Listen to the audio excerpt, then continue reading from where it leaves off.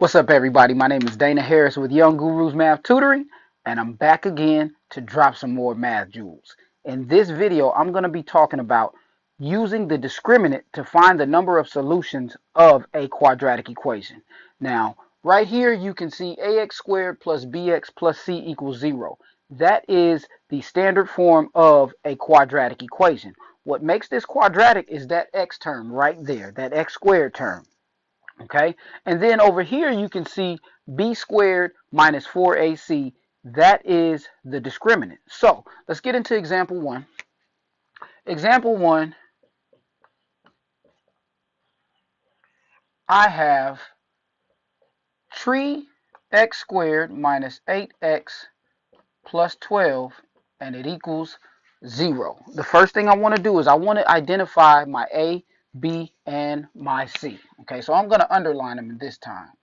Okay, so a equals 3, b equals negative 8. Remember, that says minus 8, but subtraction is the same thing as adding the opposite. So we want to make that negative 8.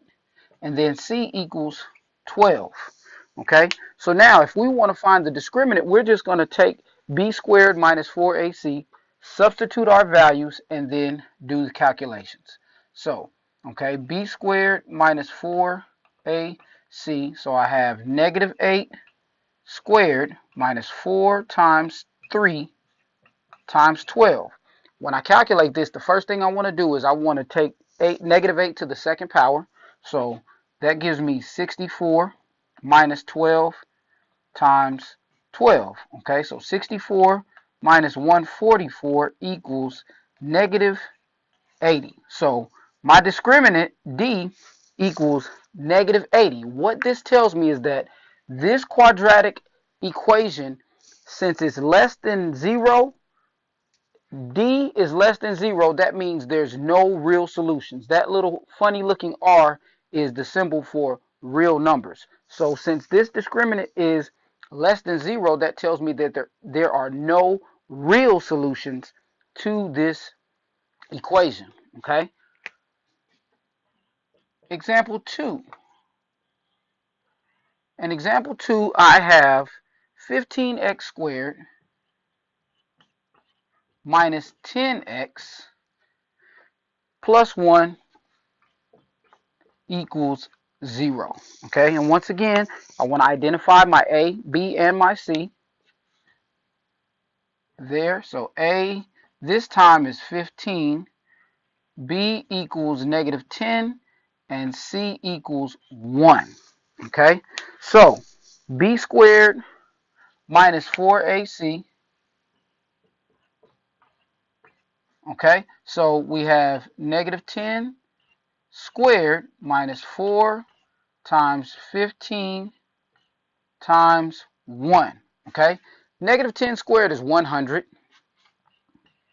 So I have 100 minus 4 times 15 is 60.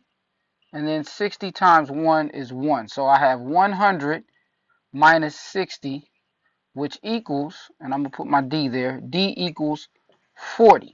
Okay, so now since my discriminant is 40 in this case, as you can see up top, when D is greater than 0, then you have two real solutions. So that tells me that there are two real numbers that satisfy this quadratic equation. All right, so we have two examples so far. Let's go ahead and look at another one and see what we get this go round. So we have example number 3. And example 3, we have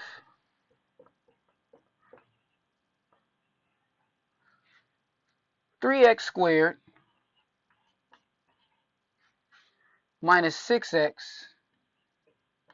plus 3.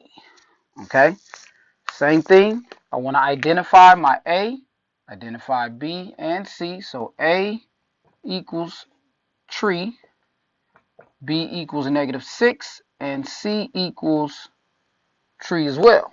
All right, so when I have B squared minus 4AC, which once again, that's the formula for discriminant, B squared minus 4AC C. In this case, negative 6 squared minus 4 times 3, and then times another 3. Okay, negative 6 to the second power is 36. 36 minus 4 times 3, which is 12, times 3. All right, so 36 minus 36 equals 0. Okay, so my discriminant is 0 this time, and that means there is one real solution. Okay, so just to kind of bring things back together, when the discriminant is greater than 0, you have two real solutions. When the discriminant is equal to 0, you have one real solution. And when the discriminant is less than 0, you have no real solutions. Thank you so much for watching this video. I appreciate everyone that's been following my content. Hopefully, it's adding some value to you as you're studying in class as well as at home. Do me a great big favor. Go to Facebook and like the Facebook page, Young Gurus Math Tutoring. Go to Instagram and follow me on Instagram, please, at YG Math Tutoring. And then also definitely subscribe to this YouTube channel. I appreciate everyone that's watching the videos, everyone that's been rocking with me for a while. I'm rolling in this thing for about 3 years now, and I just appreciate you all from the bottom of my heart. Remember, Dana Harris, I've got the solution to your math problems.